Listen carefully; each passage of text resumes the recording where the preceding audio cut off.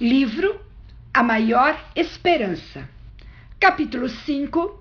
Sonhos de liberdade. André chamou seus amigos para usar drogas em sua casa. Entretanto, na hora de preparar os cigarros, perceberam que não tinha o papel adequado. Ficaram incomodados com aquilo, até que André se lembrou de que tinha uma Bíblia e foi buscá-la, não para ler. Anos antes, a vida de André havia sido diferente. Tinha a companhia de sua esposa, Vanessa, em Curitiba.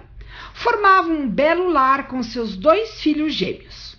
Em um domingo de manhã, o sol brilhava forte e convidava à praia. Com alegria, os avós maternos buscaram os filhos do casal para seguir em direção às areias brancas das praias de Florianópolis. Enquanto o avô dirigia, a avó estava ao lado dos netinhos no banco traseiro, até que eles se depararam com uma enorme fila de carros. Motorista experiente, o avô calculou e decidiu ultrapassar. Porém, havia uma curva nela e vinha uma carreta em alta velocidade. Não houve como desviar. O choque foi fatal para todos dentro do automóvel naquele fatídico outubro de 2011. A vida e os sonhos do jovem casal se esvaíam diante da irreparável perda. Quando Vanessa tomou conhecimento do ocorrido, ficou tão chocada e desesperançada que decidiu não mais viver. Disse ao marido que sem os filhos ela preferia morrer e que se não morresse de forma natural, ela tiraria a própria vida. Com profunda depressão e desespero, ela desistiu de viver e faleceu por morte natural em fevereiro de 2012, com apenas 3 meses depois do acidente. André ficou sozinho, em depressão, com lutas terríveis e uma profunda revolta. Decidiu dar livre curso às suas vontades e também se envolveu com as drogas. Era noite quando André procurava aquela Bíblia. Finalmente a encontrou no fundo de uma mala e decidiu arrancar uma de suas páginas para enrolar a droga e preparar um cigarro diante dos amigos, que fizeram o mesmo. A partir dali, todas as vezes em que fumavam, eles usavam as folhas da Bíblia. Eles fumaram quase a Bíblia inteira. Em um sábado, André estava em casa, usando sua droga novamente. Ligou a TV para ver alguma coisa e em seguida começou a passar pelos canais, até que se deparou com o canal da TV Novo Tempo, ao meio-dia. Começava o programa Arena do Futuro. Ele resolveu assistir ao Arena, quando eu, Luiz, iniciei o momento em que chamo os telespectadores a tomar uma decisão para mudar de vida.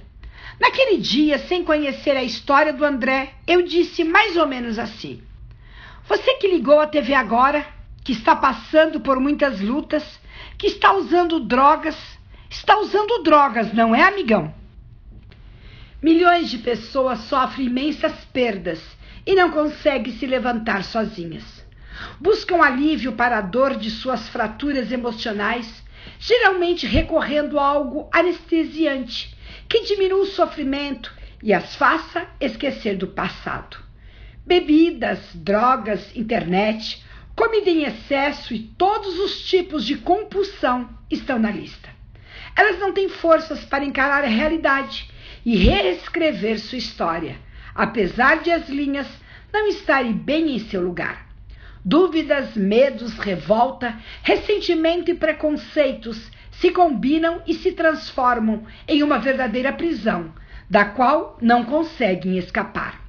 Abusando da liberdade de fazer o que querem com seu corpo, acabam limitando seus dias a ações destrutivas, desenhando um futuro cada vez mais previsível e trágico. O leito de uma UTI, a cela de uma prisão, o fundo de uma sepultura, um fim solitário. Diante da proximidade de sua segunda vinda, Jesus nos convida a despertar. Tenham cuidado para não acontecer que o coração de vocês fique sobrecarregado com as consequências da orgia, da embriaguez e das preocupações deste mundo, e para que aquele dia não venha sobre vocês repentinamente. Lucas 21, versículo 34. Tão importante quanto saber sobre a vinda de Cristo é estarmos prontos para ela. Quando a mente está confusa, nossa capacidade de julgamento é seriamente afetada. Não conseguimos distinguir as coisas, separar o certo do errado. Perdemos a noção do tempo. Assim, por mais difíceis que sejam as lutas, por maiores que sejam as perdas sofridas, não precisamos desistir de viver. Há uma esperança, a qual transforma a vida no presente e redesenha o futuro. Contudo, para que isso aconteça, precisamos ter fé. Na era da ciência e da tecnologia, ter fé pode parecer algo ultrapassado. Porém, sem fé não conseguimos nos reconectar à fonte de vida que é Deus. Mas o que é fé? Ora, a fé é a certeza de coisas que se esperam, a convicção dos fatos que não se veem. Hebreus 11, versículo 1. Não é preciso ser religioso para ter fé.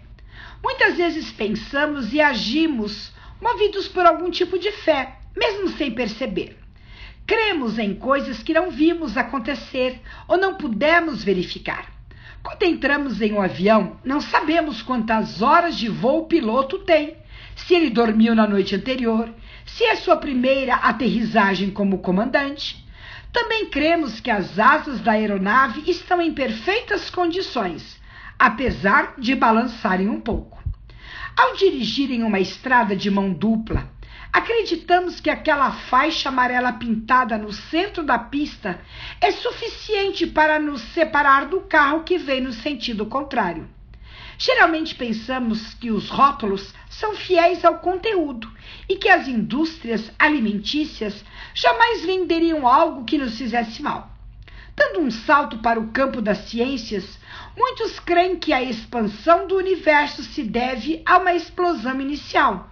Também acreditam na abiogênese, vida surgindo de não vida. Todos esses exemplos evidenciam algum tipo de fé.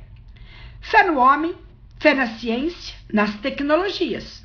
Veja que é possível ter uma fé sem Deus ou sem religião.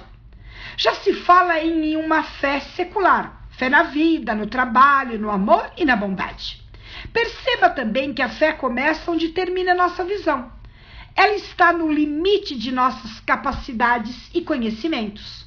Usamos a fé como uma ponte para não pisarmos em falso e conseguirmos chegar ao outro lado.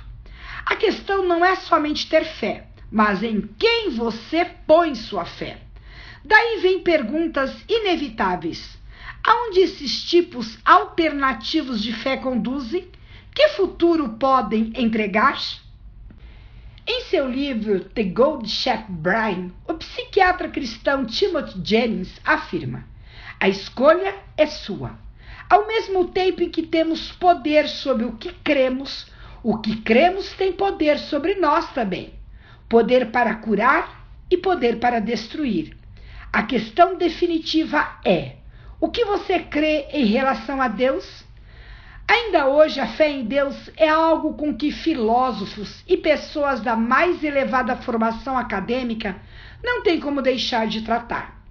Todos os argumentos e livros já escritos contra a existência de Deus não foram suficientes para refutá-la. Qualquer discussão que envolva a origem, a existência humana e o futuro passa pela sombra de Deus. E a Bíblia nos convida a ter fé no Criador e, por meio da fé nele, receber a salvação.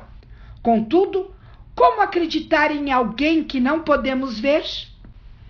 Assim, a fé vem pelo ouvir e o ouvir pela palavra. Romanos 10, versículo 17. A palavra divina atua para o nascimento da fé, assim como atuou na criação deste mundo. Quando chegamos ao limite, encontramos na palavra de Deus a Bíblia, os motivos para ter fé, as respostas para nossas perguntas, nossa origem, a razão da existência e os contornos do futuro. Não se trata de um fideísmo, uma fé dogmática, irracional, caprichosa e independente, mas uma fé consciente, curiosa e integradora, sempre disposta a dialogar, buscando aprender e crescer. Se o Senhor pode fazer alguma coisa, tenha compaixão de nós e ajude-nos. Um pai desesperado disse a Jesus. O filho daquele homem sofria desde pequeno com um grave problema. Se o Senhor pode, tudo é possível que crê, Jesus respondeu. Foi quando o pai abriu o coração. Eu creio. Ajude-me na minha falta de fé. Marcos 9, versículos 22 e 23. Talvez ele cresce, tivesse um pouco de fé, mas não o suficiente. Estava rendido, exausto por tentar sem sucesso ajudar o filho. Sem opções, o pai o levou a Jesus, mas ainda duvidava do poder do mestre. Contudo, o homem deu um passo fundamental. Pediu que fosse atendido, apesar de sua falta de fé. Pediu que, se o milagre pudesse ocorrer, ele não fosse impedido pela sua incredulidade. É preciso pedir, e Jesus garante que Deus sempre atenderá a pedidos como esse. Por isso digo a vocês, peçam e lhes será dado, busquem e acharão, batam e a porta será aberta para vocês. Pois todo o que pede recebe, o que busca encontra, e a quem bate a porta será aberta. Lucas 11, versículos 9 e 10. Deus jamais ignora uma oração. Ele ouve toda prece, por mais humilde e acanhada que seja. Temos a seguinte promessa: todo aquele que invocar o nome do Senhor será salvo. Joel 2, 32 e Romanos 10, 13. Um carcereiro certa vez perguntou: Senhores, que devo fazer para ser salvo? Paulo e Silas, os encarcerados, responderam com uma promessa de liberdade. Creia no Senhor Jesus e você será salvo, você e toda a sua casa. Atos 16, versículo 30 e o versículo 31. Em outras palavras, se com a boca você confessar Jesus como Senhor e em seu coração crer que Deus o ressuscitou dentre os mortos, você será salvo. Romanos 10, versículo 9. Acreditar é o primeiro passo para a liberdade da condenação e da morte. Quem crer e for batizado será salvo. Quem, porém, não crer será condenado. Marcos 16, versículo 16. Assim como as pessoas da época de Jesus, alguns acreditam somente quando veem coisas maravilhosas ocorrerem diante delas como milagres. No entanto, isso pode ser um sinal de incredulidade e imaturidade espiritual. João 4, 48. Muitos podem até ver milagres genuínos e ainda assim não acreditar. João 12, versículo 37. Contudo, a fé mais madura é aquela que não procede do que os olhos podem ver, mas que busca enxergar pela fé. Bem-aventurados são os que não viram e creram. João 20, versículo 29. O Criador oferece todas as condições para termos fé nele. Essa fé não é cega, arbitrária, mas alicerçada em sólidas evidências. Temos a complexidade da natureza, cuja origem não pode ser explicada nem pelas mais sofisticadas teorias. Se você tiver tempo, pesquise um pouco sobre o olho humano, o sistema de coagulação sanguínea, as peças do rotor da cauda de algumas bactérias, o DNA ou mesmo a orientação magnética dos pássaros migradores. A existência de tecnologias orgânicas incríveis são referências inegáveis de intencionalidade e planejamento. São como pegadas na areia. Sabemos que alguém passou por ali. Além do incrível livro da natureza, temos a revelação bíblica, que explica algumas dificuldades que encontramos na realidade natural. A natureza é bela, mas funciona em torno de uma dinâmica de vida e morte. lutas e sofrimento.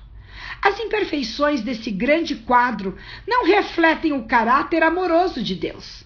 Ele não é o criador desse sistema de morte. A violência e a morte são uma disfunção. A realidade do mal é explicada nas Escrituras Sagradas, que apresentam a verdade sobre nossas origens, porque o mundo está assim e o que vai acontecer no futuro. O livro de Deus também revela o que ele tem feito ao longo da história para salvar este planeta e cada um de nós. A Bíblia é a palavra de Deus, o livro sagrado que contém muitas profecias cumpridas, as quais nos dão segurança de que a maior de todas elas, a da volta de Jesus, também se cumprirá. No cerne da Bíblia, encontramos desde o início a mensagem da vinda de um Salvador, chamado de ungido, que em hebraico se chama Messias e em grego, Cristo. Ele foi prometido desde o início para nos libertar do pecado, dos vícios e da morte. Jesus veio no passado e vem a nosso coração hoje para nos consolar em nossas tristezas, acalmar nossa dor, aquecer o coração frio e solitário, reacendendo a chama da esperança. Não é preciso crer que ele existiu, pois sabemos que ele já veio. Qualquer livro de história diz isso. A grande questão também não é crer que Jesus existe, mas ter fé em que ele é nosso Salvador e Senhor, porque ele veio para nos resgatar. O que ele faz hoje é nosso advogado e intercessor, e para que ele virá para nos buscar. E essa fé em Cristo surge para transformar nossa vida. Ele vem hoje ao coração, e a evidência dessa visita celestial é a transformação que ocorre na vida das pessoas que o conhecem e põem sua fé nele. Mais do que crer em Cristo, precisamos descobrir quem ele é, conhecê-lo. Segundo o próprio Jesus, a vida eterna se resume nisso. E a vida eterna é que conheçam a ti, o único Deus verdadeiro, e a Jesus Cristo, a quem enviaste. João 17, versículo 3. Deus não é uma religião, uma igreja ou uma doutrina, uma afirmação cognitiva, nem uma energia. Ele é uma pessoa. Sendo uma pessoa, podemos e precisamos nos relacionar com ele. Em seu best-seller Conhecer Jesus é Tudo, o conferencista internacional Alejandro Bullion conta sua experiência de descoberta desse Deus pessoal. Jovem pastor, ele arrastava uma vida cristã legalista e frustrante. Entendia sua fé apenas como a obediência a leis, mandamentos e regras. Apesar de se esforçar por cumprir tudo isso, não tinha paz. Não tinha um relacionamento vivo com Deus. Sua espiritualidade era ressecada e sem brilho. Chegou a desistir de sua vocação pastoral, mas recebeu o conselho de partir para a Amazônia a fim de ter um encontro consigo mesmo. Segundo Bullion, a si mesmo ele já conhecia. Na verdade, precisava conhecer o Cristo, de quem falava as pessoas, mas que lhe parecia tão distante. Numa manhã de sexta-feira, partiu sozinho de sua casa, encaminhada pela selva amazônica peruana, às margens do rio Perenê, nas terras dos índios Campa. Em certo momento, o jovem se deu conta de que estava perdido. Tentou retomar o caminho, mas foi em vão. Apesar de muito se esforçar, ficou ainda mais desorientado. As horas passaram, nuvens escuras cobriram o céu, trazendo uma chuva pesada, e para seu desespero, a noite chegou. Inicialmente, Bullion sentou-se junto a uma árvore, orando para que Deus o ajudasse a sair daquela situação. Quando a chuva diminuiu um pouco, ele sentiu que não deveria ficar parado, mas caminharia em busca da saída. Chegado da capital poucos meses antes, ele não tinha experiência. Com medo de animais selvagens, decidiu correr o máximo que pudesse. Foi quando tropeçou e caiu em um barranco de 5 ou 6 metros de altura. Escorregando, buscou se agarrar a uma planta, mas ela se desprendeu e ele caiu ainda mais. Então estendeu a mão novamente para agarrar um galho, mas a dor o obrigou a soltá-lo, pois estava cheio de espinhos. Chegou ao fundo. Tentava sair, mas escorregava e caía vez após vez. Parou um pouco para meditar em silêncio. Teve vontade de chorar. O medo de animais ferozes havia passado e começou a olhar para dentro de si. Encarou aquela situação como uma trágica parábola de sua vida. Embora desde pequeno tivesse sido ensinado a cumprir tudo o que a Bíblia diz, sentia-se terrivelmente desorientado, mesmo dentro da igreja. Continuava se sentindo assim, mesmo sendo um pastor havia 2 anos. Tudo o que havia aprendido e ensinado até então não aliviava sua angústia. Em meio à lama, entendeu que estava espiritualmente perdido. Foi então que chorou como uma criança. Momentos depois, teve uma ideia para sair daquele lugar. Sabia que somente um milagre poderia tirá-lo dali. Foi quando decidiu gritar. Gritou algumas vezes com todas as suas forças na escuridão amazônica. Após alguns momentos, começou a ouvir uma voz. A princípio, ela parecia distante, mas alguns gritos e a voz se aproximava. Começou a ouvir passos arrastando folhas e quebrando galhos. A chuva tinha diminuído. Uma silhueta se formou diante dele, até que conseguiu enxergar um rosto. Era um índio. O estranho estendeu a mão e o puxou com força, tirando-o da lama. De volta à trilha, em silêncio, Bulhão o seguia.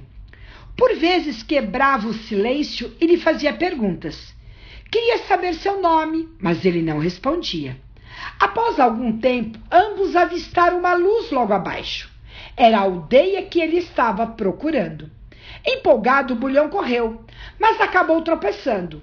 O índio estendeu a mão e o levantou mais uma vez. Caminhou com ele e o segurou até chegar à aldeia.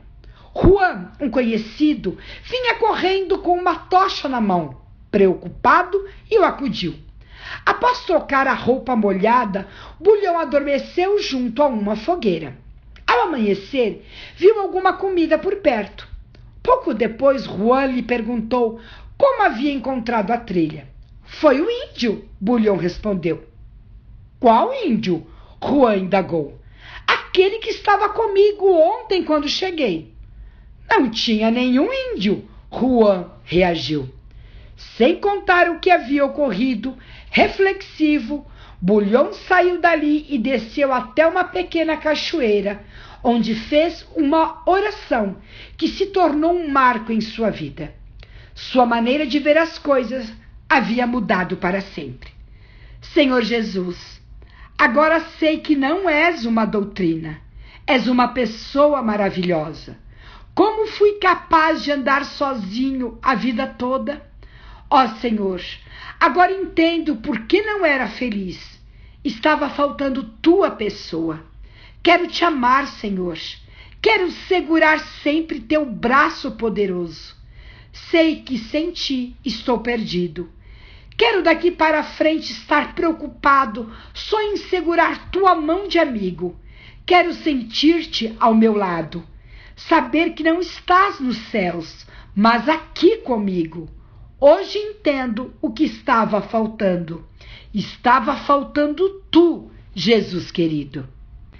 Essa experiência, ocorrida em 1972 e contada no best-seller Conhecer Jesus é Tudo, foi revolucionária. Desde então, aos 21 anos, Alejandro Bulhão passou a encarar a vida cristã como uma caminhada com Jesus. As doutrinas e ensinos bíblicos ganharam vida e cor para ele. O sol finalmente passou a brilhar como o sorriso de Deus. A esperança começou a pulsar em seu coração. Não queria saber se havia sido salvo por um índio verdadeiro ou por um anjo, mas aprendeu de uma vez por todas que sozinho estaria perdido. Precisava de Deus e encontrou um amigo em Jesus. Ele contou sua experiência em seu país, por toda a América do Sul e Central, nos Estados Unidos, Rússia, Europa, África, Ásia e Oceania, pessoalmente, pela TV e em livros. O brotar de uma experiência viva com Deus foi o ponto da virada, a revolução que o fez levar o amor de Deus e sua mensagem de salvação a milhões de pessoas ao redor do mundo. Jesus nos promete liberdade. Ele não entra na vida de uma pessoa para trazer mais amarras e pesos, mas para estender a mão e nos tirar do lamaçal, como este salmo descreve poeticamente. Esperei com paciência pelo Senhor. Ele se inclinou para mim e me ouviu quando clamei por socorro. Tirou-me de um poço de perdição, de um atoleiro de lama. Colocou meus pés sobre uma rocha e firmou os meus passos. E me pôs nos lábios um cântico novo, o hino de louvor ao nosso Deus. Salmos 40, versículos de 1 a 3. Como seres humanos neste mundo caído, estamos primeiramente presos a uma teia de mentiras sobre Deus, o mundo e nós mesmos. São ideias antigas, tradições, os apelos modernos do dinheiro, dos bens e dos prazeres, das drogas e bebidas, com suas sensações alucinantes. É preciso quebrar de uma vez por todas essas mentiras e encontrar paz na verdade. Conhecerão a verdade, e a verdade os libertará. João 8, 32. Jesus é a verdade. João 14, versículo 6. Ao conhecer a verdade, entendemos quem realmente somos. Olhamos para o espelho e enxergamos o que é preciso fazer. Aceitar pela fé a liberdade que somente Jesus Cristo pode nos oferecer. Se, pois, o Filho os libertar, vocês serão verdadeiramente livres. João 8, versículo 36.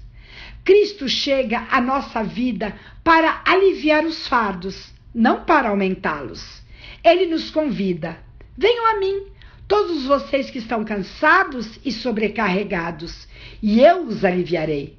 Mateus 11, versículo 28.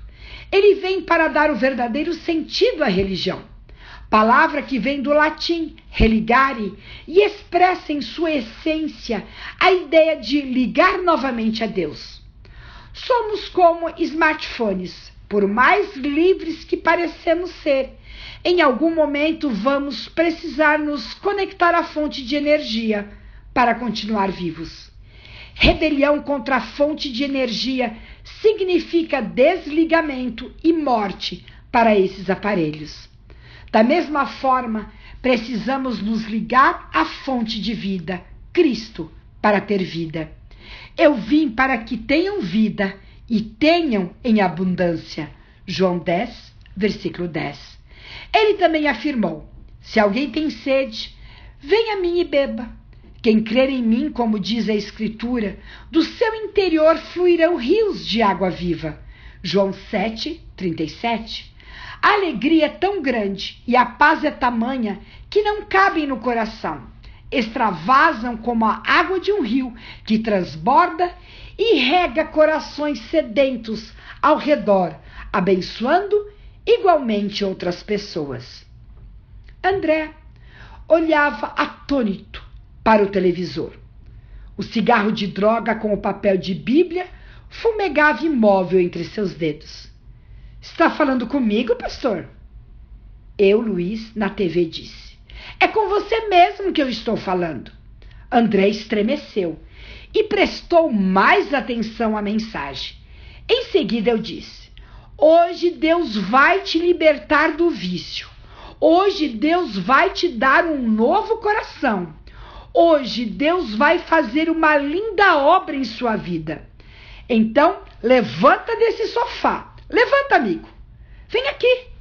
Chega mais perto. Se aproxime da TV. Eu vou orar por você agora mesmo. Sozinho, André se aproximou. Chegou mais perto, se colocou de joelhos e orou comigo.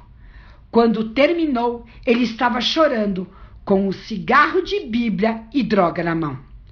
Alguns dias depois, ele procurou ajuda na Igreja Adventista do Sétimo Dia.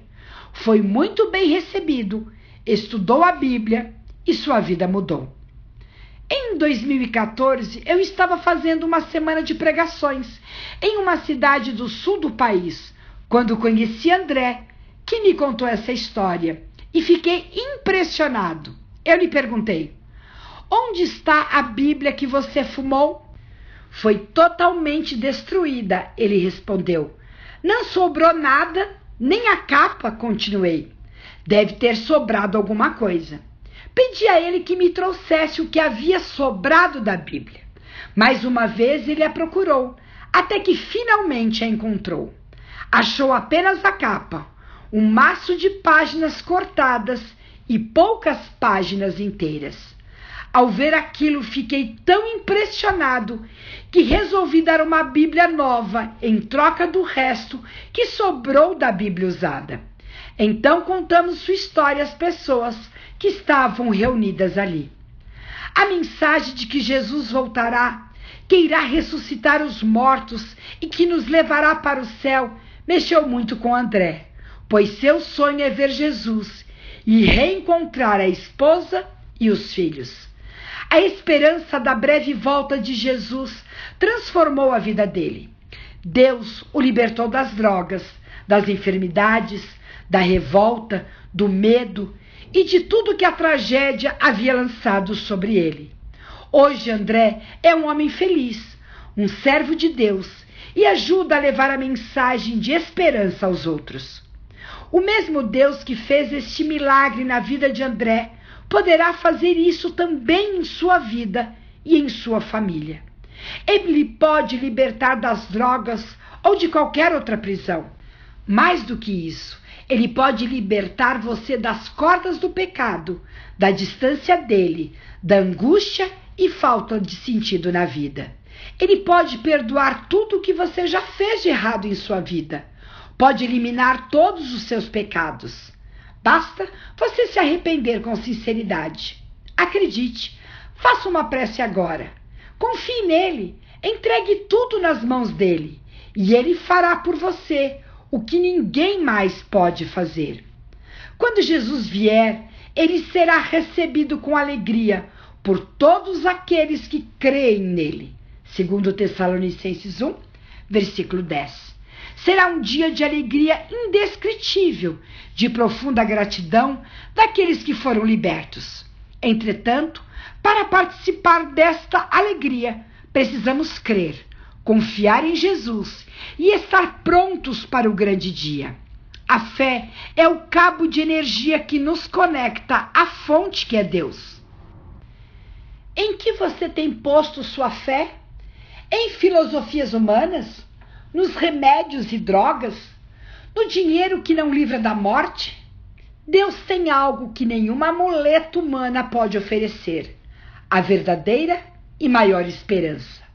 E o Deus da esperança encha vocês de toda alegria e paz na fé que vocês têm, para que sejam ricos de esperança no poder do Espírito Santo. Romanos 15, versículo 13. Portanto, abra seu coração e permita que ele dê um novo sentido à sua vida, contemplando pela fé o Salvador, que breve virá. Chega mais perto. Deus nos falou fortemente neste capítulo, por meio de sua palavra. Agora é preciso parar e pensar um pouco em cada detalhe dessa mensagem. Deus está ao seu lado, sabia? Ele está chamando você agora. Hoje é dia de tomar a decisão mais importante de sua vida. Não termine de ler essa obra sem se entregar totalmente a Deus. Às vezes, até sem querer, você vai deixando passar o tempo. E isso é espiritualmente perigoso. Hoje você pode iniciar uma caminhada. Agora chegou o momento de ter uma linda experiência com Cristo.